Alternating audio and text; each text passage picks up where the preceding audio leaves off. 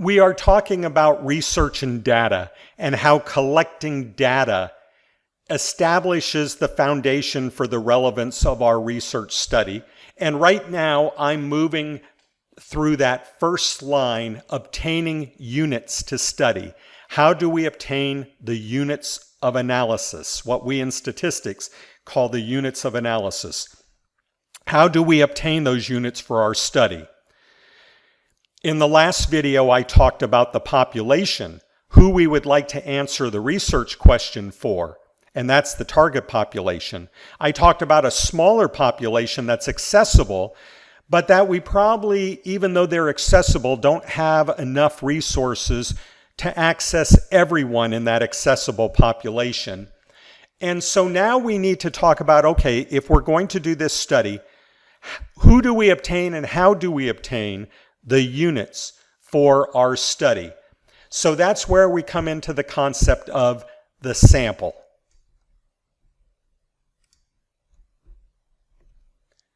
A sample is a subset of the accessible population.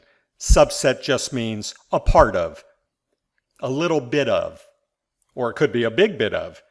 We make observations on the units in a sample as representative of the population.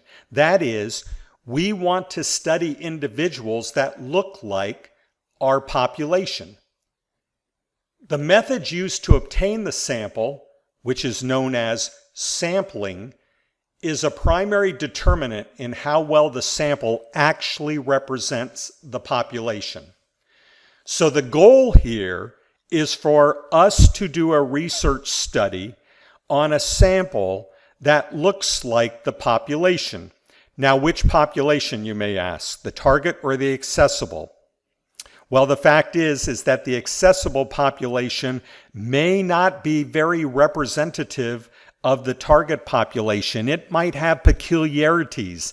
If my target population is, say, university undergraduate students, and my accessible population are undergraduates at the University of South Carolina, those undergraduates at the University of South Carolina are going to look different than university undergraduates at, say, Furman, or they're going to look different than university undergraduates at Stanford University, or they're going to look different than university undergraduates at a technical university. So we already know that the accessible population is probably not representative of the target population, but the accessible population, by definition, is who we have access to. So what we seek is a sample that's representative of the accessible population, recognizing that we're not going to be representative of everyone in the target population. So let's talk about the types of samples that we can obtain for a research study, because the method of sampling determines the type of sample. So how we sample is linked directly to what we call the type of sample, as you'll see. So I'll start off with convenient sample. As the name implies, a convenient sample is one that is chosen because it is convenient. So how do we choose a convenient sample? We select for our study individuals that are convenient for us to select. An example that many of you are familiar with is surveying individuals who walk by on the sidewalk. That's a convenient sample. Another example would be if I asked you in my class to be a part of my research study.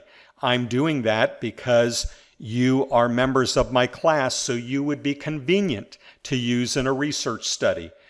A convenient sample is unlikely to be representative of that accessible population that we may have access to, that bigger population. Now, in some cases, we may not have anyone accessible to us except for who's convenient. So in that case, the accessible population and the convenient sample might be the same thing, but they're going to be very non-representative of the larger target population. Many studies in behavioral and social research, many studies in education research, many studies in medical research are conducted on convenient samples. As we will see, that does not mean we cannot get valuable information. What it does mean is that we have to be aware that the questions that we're answering, we are not answering for the target population, but rather for some smaller group that is represented by this convenient sample. The next type of sample I'll mention is even worse, a voluntary response sample. That's one in which individuals respond to a general call for information. An example of that would be here in Columbia, there's an annual survey done by the Free Times newspaper called The Best of Columbia. And the data are collected by people choosing to send in responses to the survey. It's not a systematic survey in which people are called and asked their opinion, or it's not a convenient sample in which the Free Times chooses individuals who are convenient to them and then surveys them. Rather, they collect the data because people happen to respond when they see the call for information, and many people do not respond because they're not interested in doing this type of thing. And as a result, this is a very specific, very particular kind of sample. The people who tend to respond to these are people who have time to do it and may have some passion about doing it, some reason to want to do it.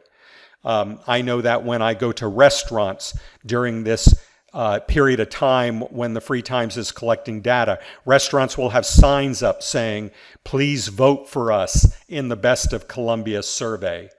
A voluntary response sample consists of individuals who have strong opinions or who have extra time to spend on surveys. The next type of sample is a simple random sample. A simple random sample is a sample that is selected using chance. With simple random sample, everyone in the accessible population has an equal chance of being selected. This feature results in samples that are typically representative of the population. Not always, because it's being selected due to chance. And so just by chance, we can get a sample not representative. But they are typically representative of the accessible population. So I've given as an example, if I were to do a study with undergraduate students at the University of South Carolina, and I mentioned that I don't have access to all of those. Well, might have access to all those, but I don't have the resources to look at every member of the sample. It's an accessible population, but I don't have resources to look at every member of the population. It's an accessible population. Yes, I have access, but having access is different than having the time and money to do it. And so I'm going to take a sample of undergraduates. If what I did was obtained a list of undergraduate students from the registrar, and from that list I randomly picked names and then used those individuals in my sample, that's a simple random sample. Random because I'm randomly selecting the names. It's a simple random sample when everyone has an equal chance of being selected, and randomness is how we select. Very good method of sampling. And then finally, a stratified random sample.